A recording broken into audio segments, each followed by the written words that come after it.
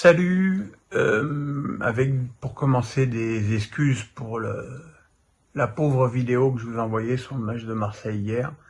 Je dois quand même un petit peu vous raconter votre vie. Mes deux genoux sont foutus. Le droit, ça fait longtemps que je le sais. Le gauche est en train de le rattraper joyeusement.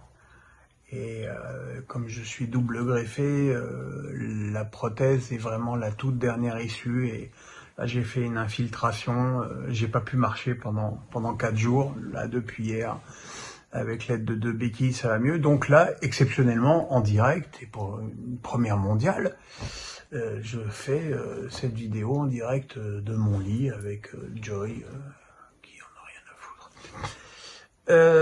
Voilà, alors pour parler de ce match du PSG, je suis sûr que tous les pisse-froids de tous les plateaux vont dire que le PSG a fait une mauvaise première mi-temps et passé très vite sur la deuxième. Moi, je suis désolé, dans un match de foot, il y a deux mi-temps. La première où le pressing du Benfica a étouffé le milieu parisien, et c'est vrai que on l'a vu, hein, au bout d'un quart d'heure de jeu, Verratti avait touché 15 ballons, ce qui est pas du tout dans ses standards. Vitinha avait beaucoup de mal à exister, et il est évident qu'à partir de là, il était impossible que les trois de devant soient approvisionnés. Et donc ça a donné une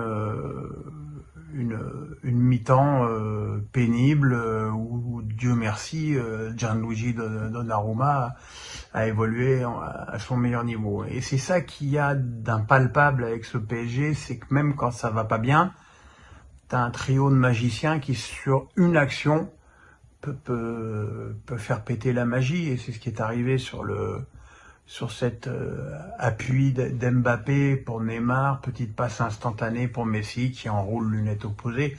Voilà, c'est sublime, ça permet à Paris d'ouvrir certes le score contre le cours du jeu, mais voilà, quand on a trois joueurs de ce calibre dans son effectif, c'est des choses qui sont quasiment programmées. Malheureusement, le PSG n'a pas tenu le score jusqu'à la mi-temps, avec cette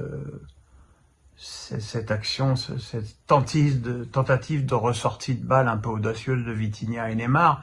Maintenant, je suis désolé, là aussi, l'arbitrage est tellement différent en Coupe d'Europe que c'est difficile pour une équipe de s'adapter. Je suis certain qu'en Ligue 1, il y a faute sur Neymar, comme je suis certain, alors encore plus, qu'il y a une carte rouge de Fernandez sur l'attentat sur le tibia de Verratti. D'ailleurs, là, il n'y a même pas question à se poser, c'est rouge, c'est rouge. Mais voilà, donc l'arbitrage, il n'est pas pareil, ça laisse beaucoup plus jouer. Et les arbitres de Ligue 1, à force de cartonner dans tous les sens, ils rendent service à personne, et surtout pas aux équipes françaises engagées en Coupe d'Europe. Donc voilà, un centre où il n'y a pas beaucoup de pressing côté parisien, et Danilo, qui a pourtant été très bon, qui marque contre son camp. Et puis en deuxième mi-temps, le PSG a beaucoup mieux repris et s'est souvent heurté une fois à la barre sur un retourné encore une fois magique de Neymar, au gardien grec Vlaco Dimos, qui a fait des arrêts sublimes sur Hakimi, Mbappé, et qui a retardé les chances, parce que alors là, pour le coup, comme beaucoup d'équipes de Ligue 1, au bout de 60 minutes de jeu, et même s'ils ont eu une occasion en contre, les Portugais n'ont plus cherché à gagner parce qu'ils avaient plus le physique, parce que faire du pressing contre une équipe comme le PSG, ça épuise.